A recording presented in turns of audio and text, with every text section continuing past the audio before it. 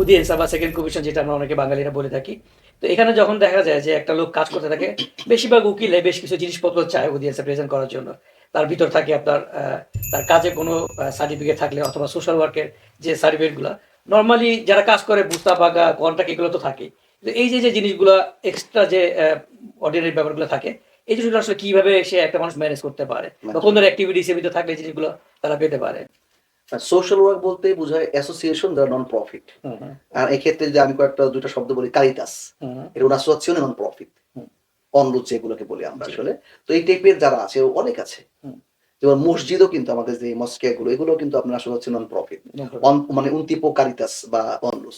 যদি আমাদের মসজিদগুলোতে ওই টাইপের ইনোভেটিভ মানুষ না থাকায়, হুম, হুম। এটা যে আসলে সামাজিক কাজের সাথে সংশ্লিষ্ট একটা বা চমৎকার একটা জিনিস হতে পারতো তাহলে না? সম্পৃক্ত, জি, তাহলে কিন্তু ব্যাপার হতো। কারণ পেলা কমিউনিতা বেঙ্গালেইজে, বেঙ্গলিতে। পেলা কমিউনিতা মুসলমান, আমাদের কমিউনিটি থেকে অসুস্থ লোক নাই, জি, আছে। আমাদের কমিউনিটি বুড়ি বুড়া নাই।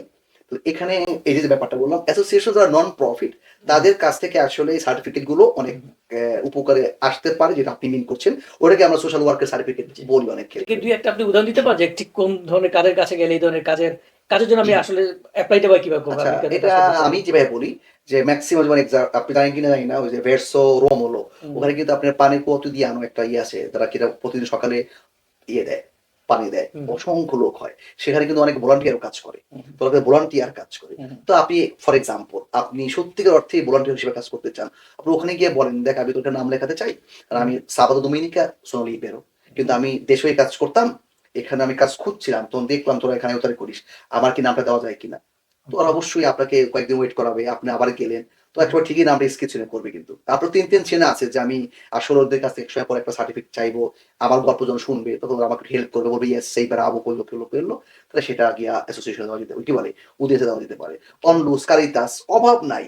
যে ফ্রান্সেসকো কিছু একটা আছে, পেরি পভেরি খাওয়ায় ওরা। হুম, এরকম অনেকেই আছে কিন্তু। রেড ক্রস বলেন, হোয়াটএভার। জি, ওকে? বুঝতে তো সুতরাং যদি কেউ চায় যে আমি আসলে এই সেক্টর থেকে একটা সার্টিফিকেট বা আসলে আমি একজন ওয়ার্কার হতে চাই, ভলান্টিয়ার হতে চাই, তাদের সাথে কন্ট্রাক্ট করে deve parlare bene italiano, sai? চেষ্টা নাহলে তো বাংলায় কি করবে? আর জি, আনসোশাল হয়তো কথাই নেই। কথাই বলতে পারে না। allora cosa vuoi qua? তো সেক্ষেত্রে একটু হাসি মুখের মানুষগুলো, একটু ইসরায়েলি মানুষগুলো গেলে আমার মনে হয় তারা নিজেরাই এইগুলো ম্যানেজ করে নিতে পারবে। মানে যার যোগ্যতা আছে সে চাইলে এটা আসলে সহজে ম্যানেজ করে হ্যাঁ, নেওয়া সোশ্যাল ওয়ার্ক করতে জি, চাই জি। ভাই। আমি তো কারো খাবার নিতে চাই না। খাবার উল্টা দিতে চাই। কেন করতে পারবে আর না এই এটা? এমনি বিভিন্ন ধরনের কোনো কোর্স যদি করি, এগুলো কি আমাকে অডিয়েন্স এর ব্যাপারে আমাকে হেল্প করবে কিনা এই বিষয়গুলা? 100%, 100%। এক্সট্রা কারিকুলাম লাইক জি, কাজের বাইরে সকল কিছুই হুম, আপনাকে এক্সট্রা কোয়ালিটি শো করে। সো আপনি যত বেশি এক্সট্রা কোয়ালিটি গুলো এড করতে পারছেন, আপনি ততই নিশ্চিত হয়ে যান। একদম তারা কনভিন্সড হয়ে যায়। যেমন আমাদের ওই যে ছোট ভাই লিমন, হুম, হুম, ও তো বাংলাদেশে কম্পিউটার সায়েন্স নিয়ে পড়াশোনা করেছে, রাইট? জি, তো ও কিন্তু ভাষাগত জায়গা তো আলহামদুলিল্লাহ মোটামুটি একটু এগিয়েছে। পাতেন্তে করে ফেলেছে। ও ১২ টা কাজ করছে। তো ও নিজে থেকেই যখন একটু কি বলে আপনার উইলিংলি এই বিষয়গুলো এক্সপ্রেস করেছে, জজের পক্ষ থেকে কনভিন্সিং যে জায়গাটা তৈরি হয়েছে। তো তখন জজ ওকে দেখে একটু পার্টিকুলার, না তুই একটু আলাদাই মনে হচ্ছে। তো এই যে বিষয়টা আমি মানে প্রমাণ করতে পারা, io non sono un tipico bengalese, ওকে? আমি তোদের সাথে ভালোই মিশতে পেরেছি। ভাষা জানি, ভালো কাজ করি, সোশ্যাল ওয়ার্ক এর সাথে আমি ইনক্লুডেড। ইভেন আমার মস্কে কথার কথা, আমার হুম, কমিউনিটির হুম, সাথে আমি ইন্টিগ্রেটেড। এরকম অনেক বিষয়কে আমি এক্সপ্লেইন করলে কি হইল? সহজ হয়ে গেল সহজ ব্যাপারটা। হয়ে যাচ্ছে বিষয়গুলো। এবারে মূল ব্যাপারটা হচ্ছে যে আমরা আসলে অনেকে যেটা ভাবি যে বড় একটা উকিল ধরলাম, অনেকগুলো টাকা পয়সা দিচ্ছি তার মানে আমার কাগজটা হবে। বা আমি ভালো একটা চাকরি করি তার মানে আমার কাগজ হবে। বিষয়টা আসলে নিজেকে যোগ্য করে তৈরি করাটা। এক্সাক্টলি, এবং সেটা তো অনেক উপায় হতে পারে। এক্সাক্টলি। যে উদাহরণগুলো আপনি দিলেন, সামাজিক বিভিন্ন কার্যক্রম বা বিভিন্ন কোর্স এই জিনিসগুলো করা। তো এবং এখানে মূল ব্যাপারটা ভাই আমি এভাবে বলতে চাই যে ১ম কমিশনের জন্য গল্পটা বললাম, এখানেই আসলে থেমে যাওয়া না। এখান থেকে আসলে শুরু। এরপরে যদি অডিয়েন্স এর সময় তাকে নিজেকে আরো অনেক ভালোভাবে নিজেকে তৈরি করা বা গড়ে তোলা। এখানে ক্লিয়ার করতে হুম, চাচ্ছিলাম, আপনার কথা আমি দিতে চাচ্ছিলাম একটু আগে, সরি। যে আসলে কমিশন, সেখানে গল্প একটা ইস্যু। জি, গল্পটাও কি করে? valutato la ভালো কথা। storia, ওকে?